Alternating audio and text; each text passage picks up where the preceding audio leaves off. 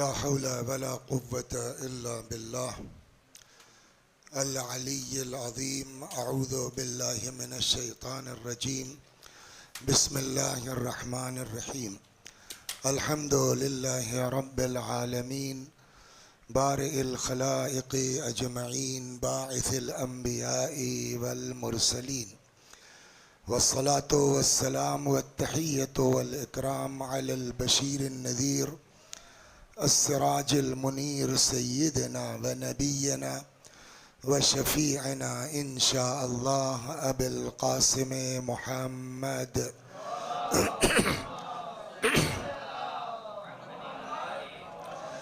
अल्लाहुम्मा सल्लि अलैहि व अला अहले बैतिहि मज़ाहिर जलालिक व जमालिक वल्लअनु अला अअदाइहिम अश्शाकीन फ़ीहिम अल-मुनहरिफ़ीन अन्हुम अजमईन। अम्मा बअदु फ़क़द क़ाल रसूलुल्लाह सल्लल्लाहु अलैहि व आलिहि वसल्लम इन्नी तारिकुन फ़ीकुमुस-सक़लैन किताबल्लाहि व इत्रती अहले बैती मा इन तमस्सक्तुम बिहिमा लन तज़िल्लू बअदी। सलवात बर मुहम्मद व आले।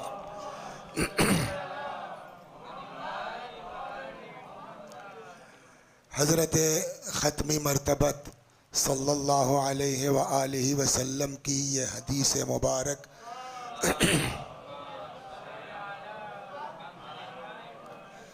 ये एक बहुत बड़ा कारनामा है इन नशिस्तों का, मजालिस इमाम हुसैन सलामुल्लाह अलैह का, कि न जाने कितनी रिवायतें, हदीसें और आयतें हमारे बच्चों को इन मजालिस के तुफ़ैल में याद हैं। उन्हीं मशहूर रिवायात में, हदीसों में एक ये भी है कि पैगंबर ने फरमाया इन्नी तारिकुन फ़ीकुमुस-सक़लैन, मैं तुम्हारे दरमियान दो वज़नी चीज़ें छोड़ के जा रहा हूँ। एक अल्लाह की किताब, दूसरे मेरी इतरत जो मेरे अहले बैत हैं। मा इन तमस्सक्तुम बिहिमा लन तज़िल्लू बअदी, जब तक इन दोनों से वाबस्ता रहोगे, यानी कुरान से भी और बोलिए अहले बैत से भी, लन तज़िल्लू बअदी, तो हरगिज़ मेरे बाद गुमराह नहीं होगे। इसका क्या मतलब हुआ? अगर इन दोनों से वाबस्ता रहोगे, लन तज़िल्लू, हरगिज़ गुमराह नहीं होगे। इसका मतलब ये हदीस खुद बता रही है कि नबी के बाद गुमराही का इम्कान है। अगर गुमराही का चांस ना होता तो कभी नबी ये न कहते कि इन दोनों से वाबस्ता रहोगे तो बचोगे, वरना गुमराह हो सकते हो।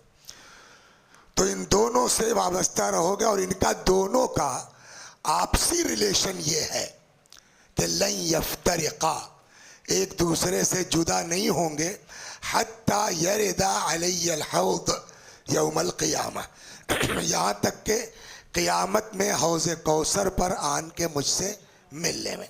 ये तो हुई हदीस। इस हदीस मुबारक में कई तरह के सवालात हैं, और हमारी जाने कुर्बान हमारे बुज़ुर्गों पर, जिन्होंने पूरी पूरी जिल्दें लिख डाली हैं इस हदीस मुबारक पर, बाकायदा हदीस सकलैन पर पूरी पूरी मुजल्लदात मौजूद हैं। मैं बहरहाल जाहिर सी बात है, उसमें जो मुख्तलिफ सवालात हैं उसमें दो सवाल मेन हैं।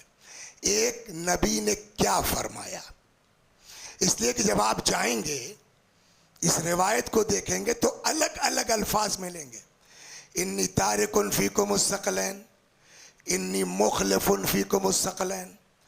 आगे जाएंगे इन्नी तारिकुन फ़ीकुमुस-सक़लैन, इन्नी तारिकुन फ़ीकुम नूरैन, इन्नी तारिकुन फ़ीकुम ख़लीफ़तैन, इन्नी तारिकुन फ़ीकुम हबलैन।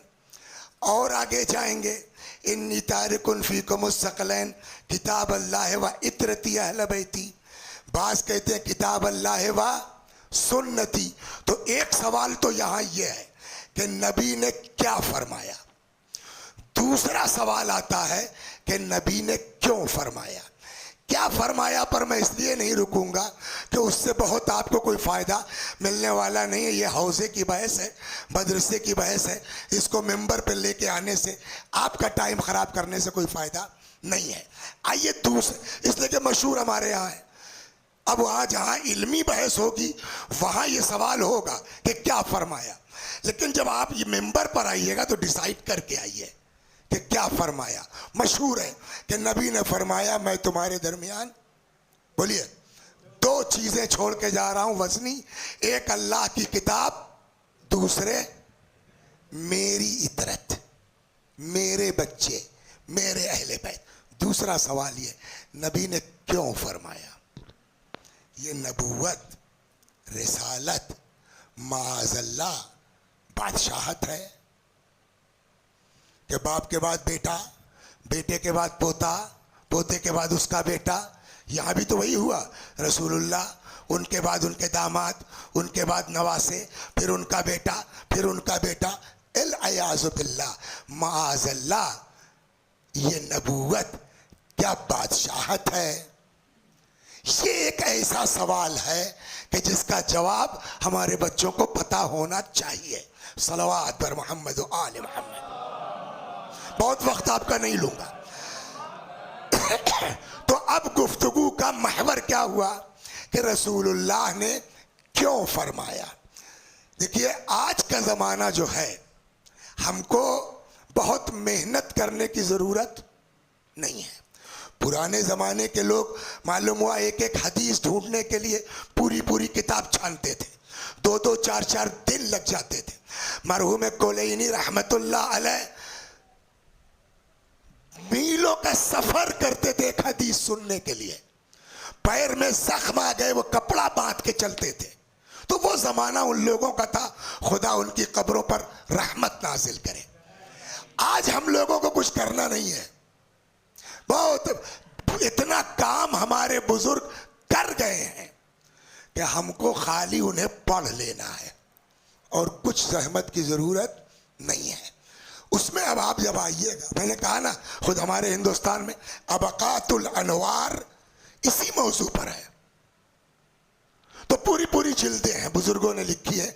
हमको उसमें से निकाल के आधे घंटे में जो पब्लिक के हिसाब से है वो निचोड़ पेश करना है। सलवात बर मोहम्मद व आले मोहम्मद। हमारा कोई कमाल नहीं है इसमें, मेहनत उन बुजुर्गों की है। हमारा कमाल ये है कि उसमें से वो मत करके जो मेन बालाई है वो आपको हम पेश कर दें। अगर हम बुजुर्गों की तहरीरें देखें तो मोटे तौर के ऊपर बुजुर्गों ने 4 जवाबात दिए हैं कि रसूलुल्लाह ये नबूवत है, बादशाहत नहीं है। तो क्यों कह के गए मेरी औलाद? जवाब इसका 4 दिया हमारे बुजुर्गों ने कि क्यों कह के गए। नहीं, रसूलुल्लाह पर वाजिब था कह के जाइए, नंबर 1। अब यहां से देखिए, कल तक तो था हदीस वदीस पढ़ लेते थे, आदमी है नहीं है जितने में आ गया। ये इस वक्त की जो गुफ्तगू है, जरा सा आप चूके, मेरी कोई गारंटी नहीं है कि आप समझेंगे कि नहीं समझेंगे। सलवात पर पूरी तवज्जो होना चाहिए आधा घंटे तक।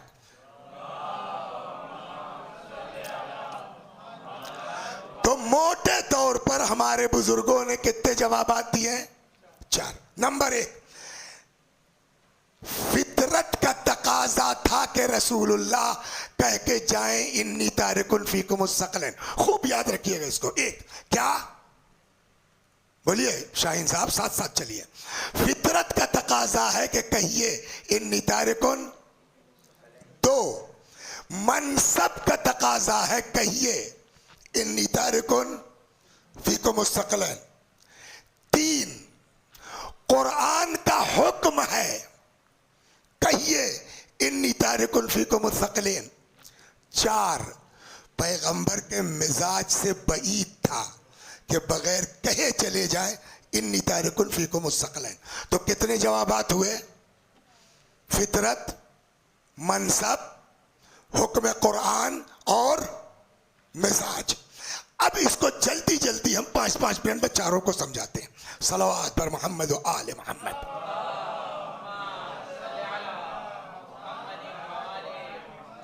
तो तो पहला जवाब क्या है? फितरत का तकाजा यह है कि कहिए फितरत क्या है? हर इंसान की फितरत यह है कि जब कोई चीज बनाता है तो मरने से पहले उसको यह फिक्र होती है कि जो चीज मैंने इतनी मेहनत से बनाई है वो मेरे बच्चे कहीं बर्बाद न कर दें। ये हर आदमी की, एक मकान बनाया, एक आदमी जिंदगी भर उसने शायरी की, ये मोटी कापियां उसके घर में रखी अशार की, गरीब आदमी है बेचारा, नहीं छप सकी। उस शायर को सबसे ज्यादा फिक्र किस बात की होगी? बोलिए मोहम्मद साहब, कि कोई ऐसा हाथ मिल जाता जो बाद में मेरे इन अशार को छपवा के महफूज कर देता, जाया ना होती। हमने एक किताब लिखी, गुर्बत की वजह से नहीं छाप सके। मरते वक्त सबसे ज्यादा फिक्र हमको किस बात की होगी? कोई आदमी मिल जाता जिसके मैं कॉपी अपने हवाले कर देता, मेरे बाद ये छपवा देता, मेरी चीज जाया ना होती। तो हर इंसान की फितरत, एक बाग लगाया आपने, सबसे ज्यादा जो फिक्र होगी मरते वक्त वो इसी की कि मेरे बाद मेरे लड़के बाग को बर्बाद ना कर दें। तो ये फितरत है ना, इस फितरत से बोलिए किसी को इनकार है? हमने अगर कोई चीज बनाई है तो फितरत इंसानी ये है कि हम उसको बचाने की फिक्र जरूर, बोलिए। अच्छा, ये प्रॉपर्टी बचाने की जो फिक्र है, इस्लाम इसको एक्सेप्ट करता है कि नहीं करता, ये भी बात हो जाए। ये जो हमारा मिजाज है जायदाद को महफूज करना, इस्लाम इस मिजाज को रिकग्नाइज करता है कि नहीं करता? यस, करता है। बल्कि इस्लाम ने तरीका बताया है, वक्फ काहे के लिए है।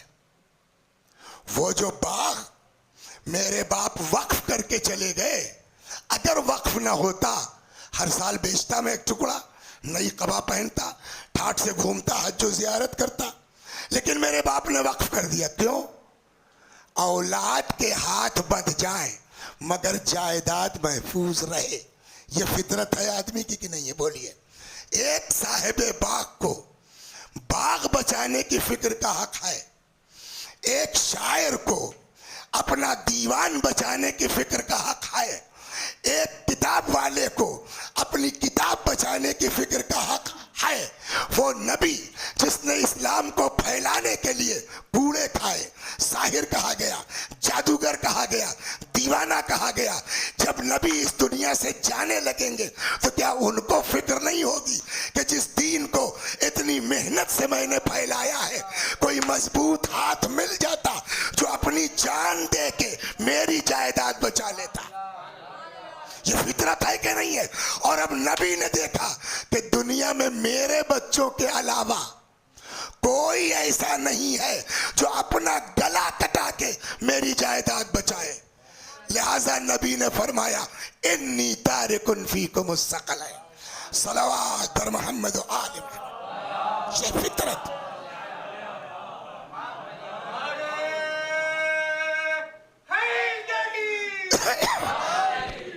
ये पहली बात हुई, फितर समझ में आ गई ना? दूसरा क्या था? बोलिए हसन अब्बास साहब। जो बीच में मोबाइल खेलेगा उसका नाम लूंगा। दूसरा क्या था? मनसब। क्या मतलब हुआ मनसब का? नबी का जो मनसब है उसका तकाजा यह है कि कह के जाइए। क्या मनसब है रसूलुल्लाह का? मोहम्मद साहब, रसूलुल्लाह का क्या मनसब है? कहेंगे अजीब बेवकूफ आदमी है, कह रहा है रसूलुल्लाह और पूछ रहा है क्या मनसब है। अरे भाई, रसूलुल्लाह का मनसब क्या है? रसूलुल्लाह रिसालत है। एक तर्जुमा कर दीजिए जरा, अरबी अरबी आती होगी, आप लोग बहुत मजलिसें सुनते हैं। अशहदु अन्ना मुहम्मदर रसूलुल्लाह, तर्जुमा कीजिए तो। मोहम्मद अल्लाह के रसूल हैं कि थे? बोलिए, सही तर्जुमा है कि गलत? सही हैं। तो कब तक हैं? बोलिए, क़यामत तक के लिए। ठीक, क़यामत कब आएगी? बोलो बेटा। नहीं मालूम। अब तक कितना दिन गुजर चुका? 1450 साल तो हो गए ना। 1446 और 13 साल मक्का जोड़ लीजिए, 1450 बरस से ज्यादा हो गए ना। और अभी कब क़यामत आएगी कुछ पता नहीं है। अब बताइए, अल्लाह ने रसूलुल्लाह को नबी बनाया कितने दिन के लिए? तो आप कहेंगे क़यामत तक के लिए। क़यामत कब आएगी पता नहीं है। तो अब क्या जवाब है कि अल्लाह ने अपने नबी को नबी बनाया हजारों साल के लिए? यही तो कहेंगे ना। कितने दिन के लिए? अब जवाब दीजिए ना। अल्लाह ने अपने नबी को नबी बनाया कितने साल के लिए? हजारों साल के लिए। मसलन मैं यहां आया, अब इस सही बात बता रहा हूं। मैंने कहा भाई मोहम्मद साहब कितनी देर पढ़ना है पहले ही दिन? तो इन्होंने कहा कि 40 मिनट। कोई बात नहीं, हम आए, हमने 40 मिनट पढ़ दिया। ठीक है भाई, जितना कहा तो उतना पढ़ दिया। दूसरे दिन हमने पढ़ा 20 मिनट। तो अब क्या होगा भाई? किसको बुला लाए यार तुम बताओ? हम इतनी दूर से 25-25 किलोमीटर से आते हैं, 20 मिनट। तब भी तो एक लोग थे कहने लगे मियाँ 20 मिनट में जो बात कही थी क्या कोई पढ़ेगा? नहीं मौलाना, बहुत उम्दा।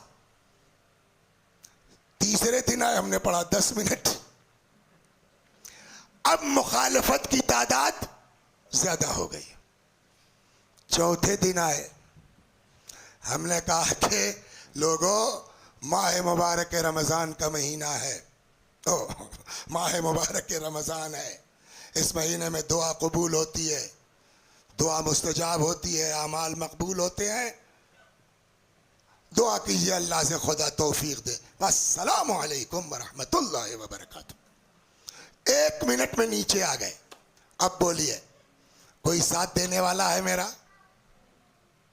अगर हमको 1 घंटा पढ़ना था, हमने आधा घंटा पढ़ा, तो कुछ लोग हमारा साथ देंगे, चलो 50%। 1 घंटा पढ़ना था, हमने 15 मिनट पढ़ दिया, चलो फिर भी जो है वो चौथाई पढ़ दिया। हमने 1 घंटे की जगह 1 मिनट पढ़ा। अब कोई है कहने वाला? हर आदमी क्या कह रहा है? कुछ पढ़ा ही नहीं, कुछ पढ़ा ही नहीं। अच्छा, मौलाना अली अकबर साहब करबलाई, इन्होंने भी कहा कि आज तो हद कर दी भाई तुमने, है तुमने तो कुछ पढ़ा ही नहीं। मैंने कहा मौलाना आपके पीछे नमाज जायज नहीं है। क्यों? मैंने कहा आप झूठ बोलते हैं। मैं झूठ बोलता हूं? कहा आपने अभी कहा ना कि तुमने कुछ नहीं पढ़ा। ये झूठ नहीं है। मैं मिंबर पे गया, मैंने ये जुमला पढ़ा, पूरे 60 सेकंड मैंने मजलिस पढ़ी है। 1 मिनट आप कह रहे कुछ नहीं पढ़ा। तब जवाब क्या है इनका? सुनो, हमको बेवकूफ मत बनाओ, पब्लिक को बना सकते हो। किल्लत, अब जुमला सुनिए बुजुर्गों का, किल्लत घटते घटते एक ऐसे मकाम पर पहुंच जाती है जहां उसका वजूद अदम के बराबर हो जाता है। फिर से दोहराऊं, किल्लत घटते घटते एक ऐसे मकाम पर पहुंच जाती है जहां उसका होना न होने के बराबर हो जाता है। 60 मिनट ठीक है पढ़ा आपने, 30 मिनट 50%, लेकिन 1 मिनट कोई आदमी नहीं कहेगा कुछ पढ़ा। हर आदमी क्या पढ़ा? ये फितरत है नहीं है? अल्लाह, ये हो गया। अल्लाह ने नबी को नबी बना के भेजा कितने दिन के लिए? हजारों साल के लिए। हजारों साल के लिए जो नबी बन के आया, उसने काम कितने दिन किया? बोलो। व्हाट व्हाट 23 साल। 63 साल तो उम्र है। 40 साल की एज में ऐलान रिसालत फरमाया। काम कितने दिन किया? 23 साल। हमको 60 मिनट पढ़ना था, हमने 1 मिनट पढ़ा। तो हर आदमी कह रहा है कुछ नहीं पढ़ा। और जिनको हजारों साल के लिए नबी बना के भेजा गया, उन्होंने काम कितने दिन किया? 23 साल के लिए। तो अब रसूल है, हमारी हिम्मत तो कुछ कहने की है नहीं, लेकिन इतना तो कह सकते हैं या रसूल अल्लाह, हमने 1 मिनट पढ़ा, सारी पब्लिक कह रही कुछ नहीं पढ़ा, कुछ नहीं पढ़ा, कुछ नहीं पढ़ा। आपको अल्लाह ने हजारों साल के लिए भेजा, आप कुल 23 साल काम करके जा रहे हैं। कहा तो हमने कहा या तो क़यामत तक रहिए और नबूवत का काम कीजिए, और नहीं, मैंने कहा और अगर जा रहे हैं तो ऐसा इंतजाम करके जाइए जिनका कौल आपका कौल, जिनका फेल आपका फेल, जिनकी सुलो आपकी सुलो, जिनकी जंग आपकी जंग। अच्छा, और अगर मैंने नहीं किया तो? मैंने कहा या रसूल अल्लाह, हमारी तो औकात नहीं है कि हम आपकी शान में गुस्ताखी करें, लेकिन अगर आपने ये न किया तो कुरान कह देगा फमा बल्लगत रिसालता, आपने रिसालत का काम ही अंजाम नहीं दिया। सलावत दर मोहम्मद। अब समझे क्या हुआ?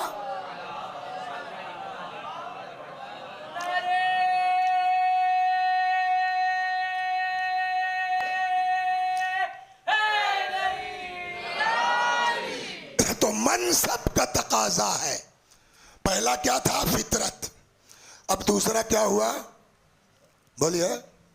मनसब का तकाजा है कि कह के जाइए, और यही वजह है जब आप जाएंगे तो गदीर के खुतबे में भी ये हदीस आपको मिलेगी। उसका सिस्टम ही यही है कि ये हदीस इरशाद फरमा के क़यामत तक का सिस्टम बताया, और जो पहला आदमी था उसको हाथ में उठा के पहचानवा दिया, मन कुल तो मौला हो फहादा अलीउल मौला, ये पहला आदमी है।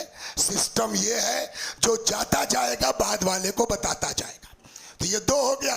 तीसरा याद है किसी को? हसनैन। तीसरा क्या था बेटा? हसन अब्बास।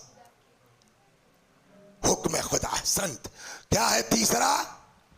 खुदा का हुक्म है, कह के जाइए। सलवात बर मोहम्मद व आले।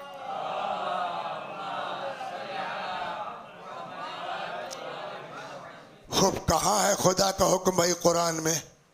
कुल इन्नी कुल्ला सलुकुम अलैहि अजरन तो सुना है, लेकिन क्या कोई आयत है माज़अल्लाह कुल इन्नी तारिकुन फीकुम मुस्तक़िलन? कन्ना। तब कैसे कहा आपने हुक्म कुरानी? मैंने कहा अब सलवात पढ़िए तो फिर इसको 5 मिनट इसमें भी लगेगा।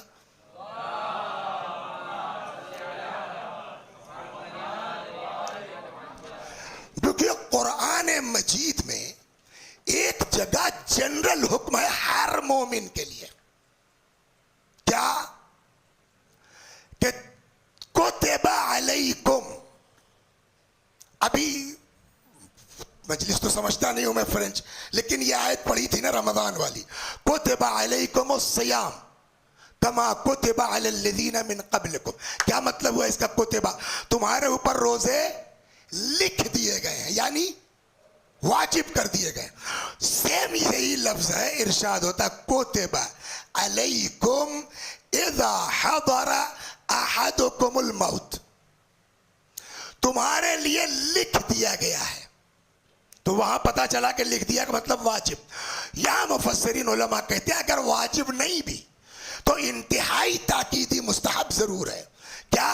कुतिबा अलैकुम इज़ा हदरा अहदुकुमुल मौत, तुम्हारे लिए लिख दिया गया है कि जब तुम में से किसी को मौत आने लगे। क्या लिख दिया गया है? शर्त के साथ, इन तरका खैरन, अगर खैर छोड़ के जा रहे हो तो।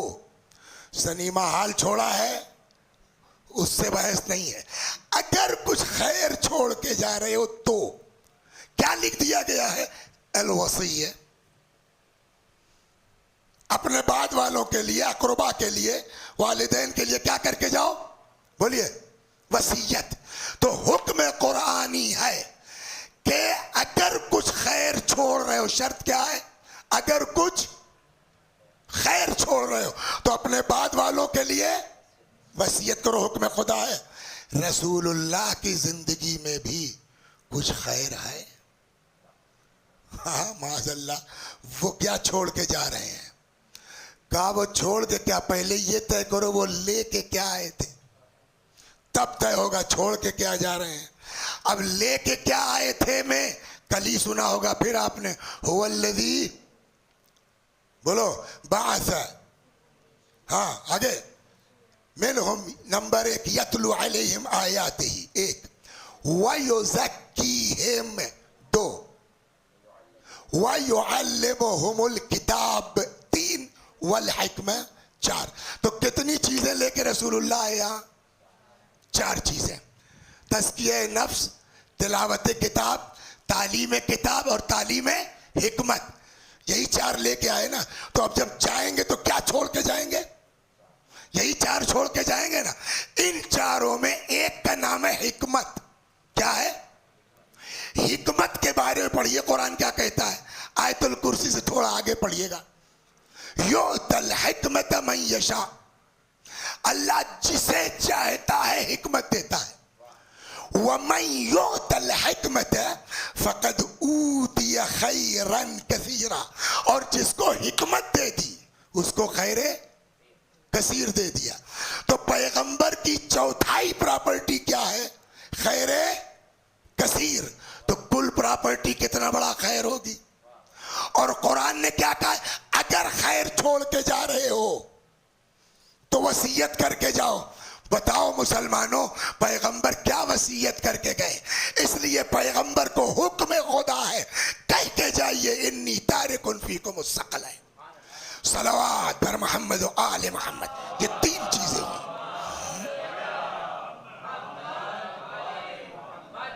समझ में आ गई? 4 और मजलिस तमाम, महफिल तमाम। मिजाज पैगंबर के खिलाफ है। सवाल क्या कहा हमने शाहीन साहब? पैगंबर के मिजाज के खिलाफ है कि बगैर कहे चले जाएं। पैगंबर का मिजाज आप बताइएगा। अपना मिजाज मालूम है? अपनी औलाद का मिजाज मालूम है? सलवात और मोहब्बत सुनिए आप।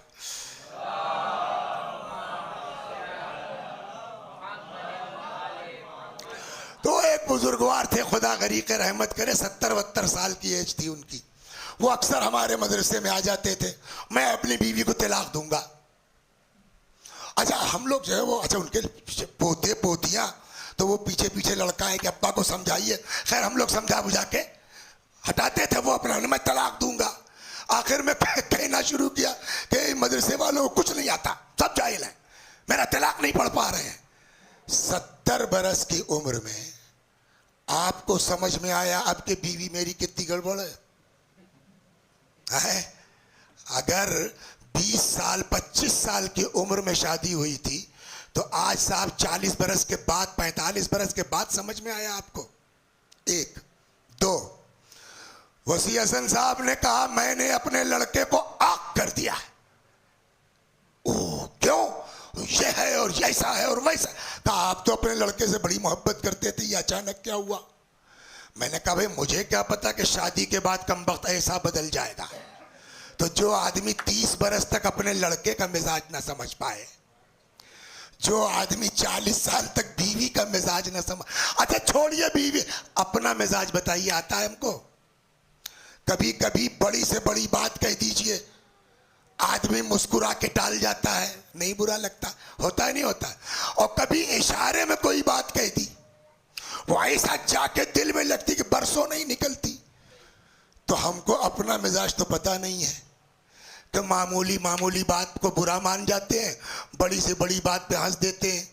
तो जिस इंसान को अपना मिजाज ना मालूम हो उसको क्या हक है कहने का कि रसूलुल्लाह का मिजाज ये था? सलवात और मोहम्मद। बात समझ के नहीं क्या कह रहा हूं मैं? जिस आदमी को अपना मिजाज नहीं मालूम उसको ये क्या हक है कहने का कि रसूलुल्लाह का मिजाज ये है? जवाब का हम अगर बताएं कि रसूलुल्लाह का मिजाज ये है तब ये सवाल होगा। देखिए हम आप दोस्तियां करते हैं, 10 साल के बाद टूट गई, एक दूसरे के जान के दुश्मन हो गए। क्यों? यार समझ नहीं पाई आदमी इस टाइप का है। तो हम लोग बगैर मिजाज समझे दोस्ती कर लेते हैं, लेकिन अल्लाह बगैर मिजाज समझे हबीब नहीं बनाता। तो अगर उसने हबीब बना, अच्छा वो तो खालिक मिजाज है, का मिजाज तो किसको पता होगा, और उसने हबीब बनाया है। तो अब खुदा से पूछे कि पालने वाले तेरे हबीब का मिजाज क्या है। सलावत पर मोहम्मद व आले मोहम्मद। तमाम। अब आइए कुरान में एक सवाल आपसे करें हसन अब्बास भाई, बताइए, लालच अच्छी चीज है कि बुरी चीज? बुरी चीज है। लालच बुरी चीज है। हदीस भी कहती है कद अज़्ज़ मन क़ना व ज़ल्ल मन तमा। इज्जत उसे मिली जिसने कनाअत की, जलील वो हुआ जिसने लालच की। तो लालच अच्छी बात नहीं है। तो मोहम्मद साहब को शौक हुआ कि मेरा लड़का आलिम हो जाए, तो क्या करें, कहाँ भेज दें? उन्होंने अली अब्बास ने कहा कि हम तो हैं ही हैं, कुम भेज दीजिए। खैर साहब ये कुम में पढ़ने लगे। एक मरतबा मोहम्मद साहब गए जियारत के लिए, तो कहने लगे अली अब्बास बताओ हसन अब्बास कैसा है, पढ़ने लिखने में मतलब था इनका। अब अली अब्बास ने कहा रे मामू बहुत लालची लड़का है। अब मोहम्मद साहब अभी देख लीजिए चेहरा कैसा उतरा हुआ है, समझा क्या? अच्छा अली अब्बास ने भी देखा कि मामू थोड़ा खल गया तो थोड़ा और मजा ले लिया जाए, तो बहुत लालची है। कहा मियाँ ऐसी तो कोई बात नहीं है, वहां तो फ्रिज भरी रहती थी, पलट के नहीं देखता था, शहरी के लिए जगाते थे, पानी पी के सो जाता था, तो ये कोई लालच तो है नहीं इसके अंदर जो है वो। इन्होंने खूब लालची लालची लालची। आखिर में देखा कि अब मामू का गुस्सा पूरे शबाब पर है। कहने लगे रे आप समझे नहीं, अभी तो ये इब्तिदाई वो है ना, मगर जब देखिए किताब बगल में दबाए, इनके पास साहब ये क्या मतलब हुआ, पता नहीं कितनी लालच इसको पढ़ने की है। जैसे इन्होंने कहा पता नहीं कितनी लालच पढ़ने की है, अब देखिए चेहरा मुस्कुरा रहे नहीं मुस्कुरा रहे, देखिए देख लीजिए। तो आदमी इसका मतलब क्या हुआ? अब बोलो हर लालच बुरी होती है? नहीं। तो अब जमीन हिर्स देखी जाएगी। अगर जमीन हिर्स पस्त है लालची पस्त होगा, अगर जमीन हिर्स बुलंद है तो लालची बुलंद होगा। हो गया ना? तो अब इस लालच को अरबी में क्या कहते हैं? हिर्स। क्या कहते हैं? हिर्स। लालची को अरबी में क्या कहेंगे? हरीस। का की के लिए क्या लगेगा अरबी में? अला। हरीसोन अलल माल, माल का लालची। हरीसोन अलल इल्म, इल्म का लालची।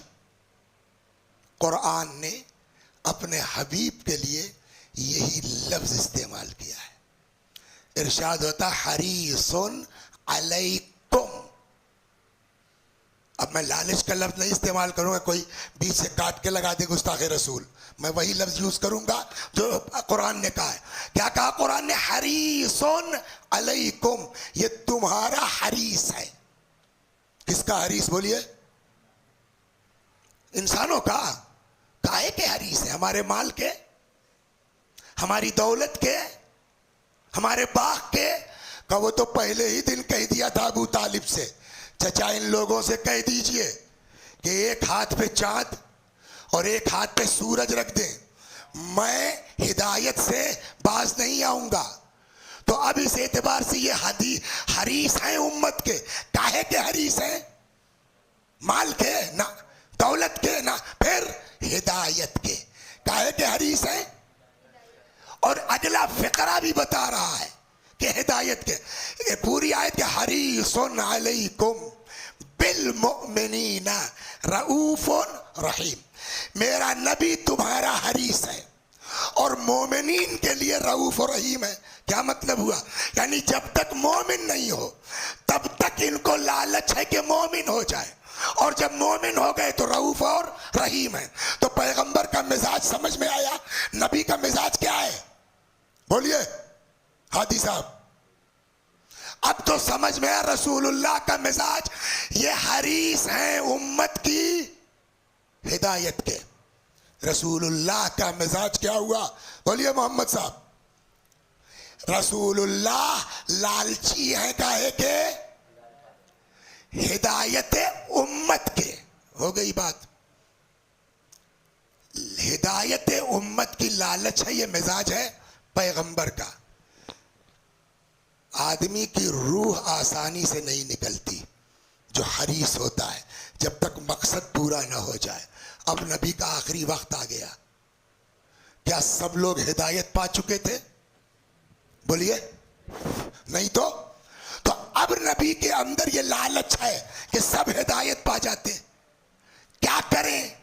कोई ऐसे लोग मिल जाते कि जो मेरी तरह हिदायत के लालची होते, मैं उनके हवाले कर देता।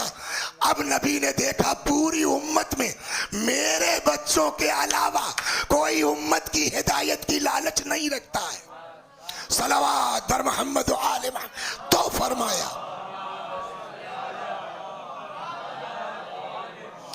तो फरमाया इन्नी तारिकुन, बोलिए, फीकुम थकलैन।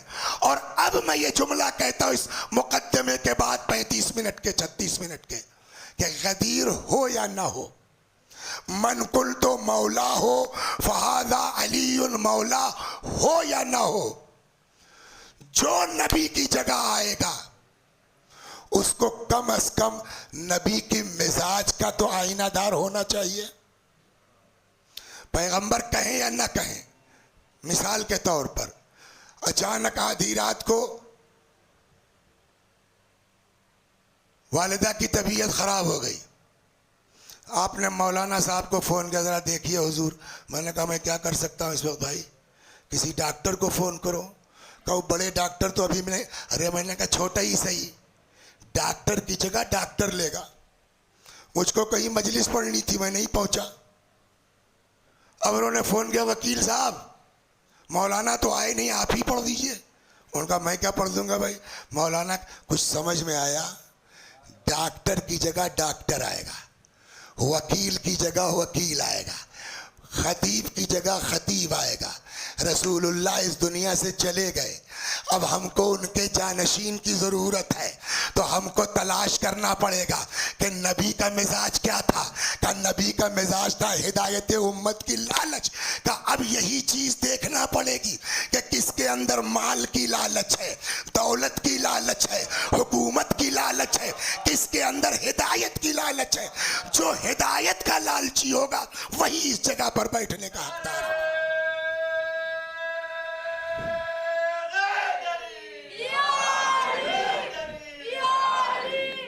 और जब इस बात को आप समझ गए, बस एक सेकंड की बात है, हिदायत की लालच, और ये चीज इनवान से जब आप चलेंगे ना, तो रसूलुल्लाह के बाद अमीरुल मोमिनीन से लेके और हजरत तक ये आपको मुश्तरक मिजाज मिलेगा। सबके अंदर ये है, सबके अंदर ये है। कुछ हो जाए हिदायत पा जाओ तुम। दरे खैबर वजन कितना है? 40 आदमी खींचते थे, 40 आदमी, वो भी रस्से की मदद से, समझे आप? तो मुहद्दिस देहलवी ने लिखा है 320 कुंटल, कितना? 32 टन का दरवाजा। अभी उन्होंने कहा 40 आदमी रस्से की मदद से खींचते थे। बास किताबों में है कि 18 आदमी एक पट, तो 18 दो 36, 36 या 40, जितने आदमी हम लोग हैं मिल के उठा सकते हैं। मौला ने क्या किया? 2 उंगलियों से। उसके बाद क्या हुआ? लोगों ने कहा या रसूल अल्लाह अली को देखिए। पैगंबर ने कहा मैं वहां का पैर देखो। पैर का क्या था? है ना, है कोई आला, कोई मशीन जो अमीरुल मोमिनीन की ताकत को नाप ले? बोलिए, नहीं ना।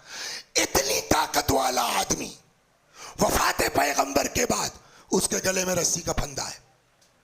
बोलिए, एक आदमी आगे से खींचता हुआ, दूसरा आदमी धक्का देता हुआ, समझ में आएगी? वो ताकत कहां और ये कहां? आज हम मना कर सकते हैं किताब पढ़ने वाले कि या ये सही है या ये सही है। एक चीज होती है जिसको कहते हैं आई विटनेस। अगर आंख ने दोनों मंजर खुद देखा हो तो मौला ये क्या हुआ, इतनी ताकत, गले में रस्सी का फंदा, आप कुछ नहीं बोल रहे हैं। अजब नहीं, मौला के आगे देखो, तब तक एक खैबर का यहूदी था। तारीख कहती जैसे ये लोग लेके निकले मौला को, एक खैबर का यहूदी था, उसने अशहदु अल्ला इलाहा इल्लल्लाह। उसका दूसरा साथी था, क्या हुआ तुमने कलमा पढ़ लिया? कहा हाँ। क्यों? कहा मैं खैबर का यहूदी हूं। इन्हीं आंखों ने देखा इस आदमी को दरे खैबर उठाते हुए। यही आंख देख रही है कि इस आदमी के गले में रस्सी का फंदा है। मैं पागल हो रहा हूं ये सोच के कि वो ताकत कहां और ये सब्र कहां। एक ही बात मेरी समझ में आई है कि ये वाकईन अल्लाह के नुमाइंदे हैं।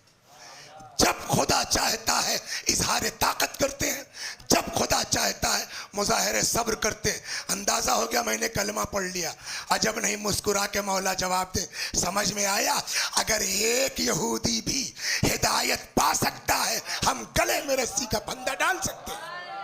यह है हिदायत उम्मत की लालच, और उसी लालच और उसी हिदायत का मिजाज रखने वाला आज जिसकी शबे विलादत है, सन 3 हिजरी 15 रमजानुल मुबारक को पैगंबर के यहां बड़ा नवासा।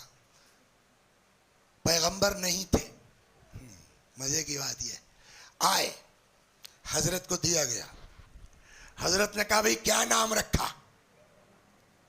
तो कहा गया कि अब जनाब फातिमा ने कहा कि अब आपके आगे तो कोई सबकत नहीं ले जा सकता है ना।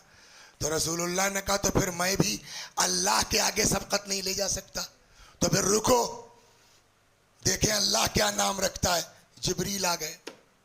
जिब्रील ने कहा या रसूल अल्लाह, खुदा बाद सलाम कहता है कि आप हारून के बेटे के नाम पे नाम रख दीजिए। का क्या नाम था हारून के बेटे का? शब्बर या शबर। का ये तो अरबी नहीं है, का एग्जैक्ट इन अरबी होता है हसन। हसन माने अच्छा, ये नया लफ्ज नहीं है, ये यूज होता था। मगर क्या कमाल है कुदरत का कि किसी अरब के दिमाग में अभी तक नहीं आया कि ये नाम भी रखा जा सकता है। पहला नाम तारीख अरबी में हसन, इमाम हसन अलैहिस्सलाम का है। सलवात बर मोहम्मद व आले मोहम्मद। और वो कैफियत है इमाम की। मैं 2-3 रिवायतें हजरत के बारे में अर्ज कर देता हूँ और जहमत तमाम। सलवात बर मोहम्मद व आले मोहम्मद। अजीब, यानी दो मुतजाद। रावी कहता है कि हजरत के चेहरे पर 2 चीजें थी और दोनों अपोजिट एक दूसरे के। सीमाउल अंबिया व बहाउल मुलूक। बादशाहों जैसा रोब, अंबिया जैसा नूर। सलवात बर मोहम्मद व आले। ये है वक़ाल वासिल इब्न अता कान अल हसन इब्न अली अलैहिस्सलाम सीमाउल अंबिया व बहाउल मुलूक। और इसका नतीजा ये है कि रिवायत कहती है कि अगर कभी एक शेर सुन लीजिए पहले। सलवात बर मोहम्मद व आले मोहम्मद। इसलिए कि अभी जितना मैं समझाऊं, अभी अली अब्बास सल्लल्लाहु अलैहि वसल्लम उसमें आपने ये रिवायत सुनी, अव्वलुना मोहम्मद है ना, कुल्लुना मोहम्मद। तो चौथे इमाम के लिए फरजदक ने एक शेर कहा है और ये चीज सब पर सादिक आती है। कहता है युग़दी हयाअन, गजब का शेर है। युग़दी हयाअन व युग़दा मिन महाबते। ये अपनी निगाहें हया और गैरत से झुकाए रखते हैं, मगर युग़दा मिन महाबते, पब्लिक की निगाहें इनकी हैबत से झुकी रहती हैं। फला युकल्लिमु इल्लाहीन यब्तसिमु। जब तक मुस्कुरा न दे तब तक किसी में हिम्मत नहीं कि बात कर ले। और ये चीज सबके आदि। चुनांचे यहाँ रिवायत मोहम्मद इब्न इसहाक कहते हैं काना यबसुतु लहू अला बाब दारे। दरवाजे के बाहर, घर के बाहर कभी कभी इमाम के लिए कुछ बिछा दिया जाता था तो घर से बाहर आके बैठते थे। फ़ैज़ा खरजा व जलस, जब हजरत घर के बाहर बैठ जाते थे, इनक़तअ तरीक़, लोगों का आना जाना बंद हो जाता था। अब इमाम बैठे, कोई उधर से जा ही नहीं रहा, वो हैबत से घूम के जा रहे हैं। फमा मर्रा अहदुन मिन खल्क़िल्लाह इजलालन लह, जलालत ऐसी थी कि कोई उधर से गुजरता नहीं था। फ़ैज़ा आलिमा, जब इमाम को ये फील होता था कि लोग मेरी वजह से इधर से जा नहीं रहे हैं हैबत में, तो कहते हैं कि कामा व दखल बैतहु फमर्रा अन्नास, तो इमाम घर के अंदर चले जाते थे, तब वो रास्ता शुरू होता था। हैबत का आलम ये था। जनाब अबुल फुतूह राजी, सलवात बर मोहम्मद व आल मोहम्मद, बस 2-3 जो। जनाब अबुल फुतूह राजी कहते इन्नल हसन इब्न अली काना यहदुरु मजलिस रसूलिल्लाह सल्लल्लाहु अलैहि व आलिहि वसल्लम व हुवा इब्नु 7 सिनीन। इमाम हसन अलैहिस्सलाम पैगंबर के जलसे में आते थे जबकि उम्र क्या थी इमाम की? 7 बरस फ़कत। फ़यस्मउल वही, वही सुनते थे, कुरान सुनते थे। फ़यहफ़ज़ुहु, पूरा याद हो जाता था। फ़याती लिउम्मिह फ़युल्क़ा इलैहा, और आके मिन्नुअन, पूरी तकरीर रसूलुल्लाह की जनाब फ़ातिमा को सुना देते थे। एक चीज़ और है, अल्लाह अकबर, ये बहुत अहम रिवायत है, सुन लीजिए। कितना हो गया? 45 मिनट हो गए। क़ाल अस्सादिक़ अलैहिस्सलाम, छठे इमाम फरमाते इन्नल हसन इब्न अली क़ासम रब्बहु 3 मर्रात। इमाम हसन ने, ये बहुत तवज्जो की बात है, इमाम हसन अलैहिस्सलाम ने अपनी पूरी जिंदगी में क़ासम रब्बहु 3 मर्रात, बंटवारा किया है अपने और खुदा के बीच 3 मरतबा। मतलब जो कुछ जायदाद है, आधी मेरी आधी राय खुदा में। कहते हैं हत्ता नअलन व नअलन व थौबन व थौबन व दीनारन व दीनारन, एक एक लिबास, एक एक जूती, एक एक दीनार, आधा मेरा आधा राह खुदा में। और ये पूरी प्रॉपर्टी का एक बार नहीं, कितनी मरतबा? 3 मर्रात। पूरी जिंदगी में इमाम हसन सलामुल्लाह अलैह ने 3 मरतबा इस तरह अपनी पूरे माल का बंटवारा किया है। कान अल हसन अलैहिस्सलाम तमरियन व कान अल हुसैन अलैहिस्सलाम तमरियन। इमाम हसन को भी खजूर बहुत अच्छी लगती थी और इमाम हुसैन अलैहिस्सलाम को भी खजूर बहुत अच्छी लगती थी। इमाम के इबादत के सिलसिले में इमाम ज़ैनुल आबिदीन अलैहिस्सलाम फरमाते हैं कि लम यरा फी शैइन मिन अहवालिहि इल्ला ज़ाकिरन लिल्लाह सुब्हानह। इमाम को हमेशा ज़िक्र इलाही में मशगूल पाया गया। 5वें इमाम फरमाते हैं कान अल हसन कसीरुल इज्तिहाद फिल इबादा व तसद्दुक। इमाम हसन इबादत और सदका देने में बहुत ज्यादा कोशिश करते थे, ज्यादा से ज्यादा सदका देते थे। कान अल हसन अलैहिस्सलाम, ये हम लोग ये फर्क है। हम लोग घर में नमाज पढ़ते हैं तो जो भी कपड़ा हुआ अल्लाहु अकबर पढ़ लेते हैं ना, लेकिन जब मार्केट जाने लगते हैं तो बढ़िया वाला है ना। यहाँ रिवायत कहती है मगर इमाम हसन अलैहिस्सलाम जब नमाज में खड़े होते थे तो जो सबसे बढ़िया कपड़ा होता था इमाम उसको पहन के खड़े होते थे कि हम पब्लिक के सामने नहीं, खुदा के सामने आ रहे हैं। सलवात बर मोहम्मद व आल मोहम्मद।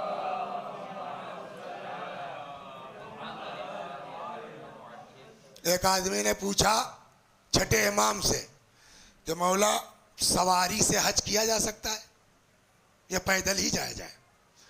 इमाम ने मिसाल में इमाम हसन की बात की, कहा बिल्कुल इमाम हसन भी सवारी से गए हैं। और एक रिवायत ये कहती है कि जिंदगी में इमाम हसन अलैहिस्सलाम ने 25 मरतबा पैदल हज किया है खाने काबा का। और जब लोगों ने पूछा तो कहा मुझे शर्म आती है कि मैं अल्लाह की बारगाह में हाजिर हूं बगैर चले हुए। 25 मरतबा उस अजीम इमाम की आज विलादत की तारीख है। और बड़े घरों में तरीका क्या है, ऐसी खुशी के मौक़ों पर ईद ही दी जाती है ना। या रसूल अल्लाह, आपके यहाँ तो पहली खुशी आई है ना आज की, इमाम हुसैन जनाब ज़ैनब, तो बात की बात है ना। आज तो पहली खुशी आपके यहाँ आई है। कितने बेटे आपके इस दुनिया से चले गए हैं, एक ले दे के फातिमा जिंदा बची हैं, और अब एक मुद्दत के बाद आपको नवासा मिला है, तो इससे बड़ी खुशी क्या होगी। हमारे यहाँ तरीका यह है, ऐसे मौक़ों पर बड़े लोग छोटों को ईदी देते। या रसूल अल्लाह, या फातिमा ज़हरा, आज के इस इमाम के सदक़े में हम भी आपसे ईदी चाहते हैं, और वो ईदी ये कि हमारे जहनों से शैतान का तसल्लुत खत्म हो जाए। या अल्लाह, या अल्लाह, इस माह मुबारक रमज़ान में हमारी मग़फ़िरत फरमा, हमारे माँ बाप की मग़फ़िरत फरमा। या अल्लाह, हम सबको मिलजुल के रहने की बेहक़ इमाम हसन सलामुल्लाह अलैह तौफ़ीक़ इनायत फरमा। वस्सलामु अलैकुम व रहमतुल्लाहि व बरकातुहू।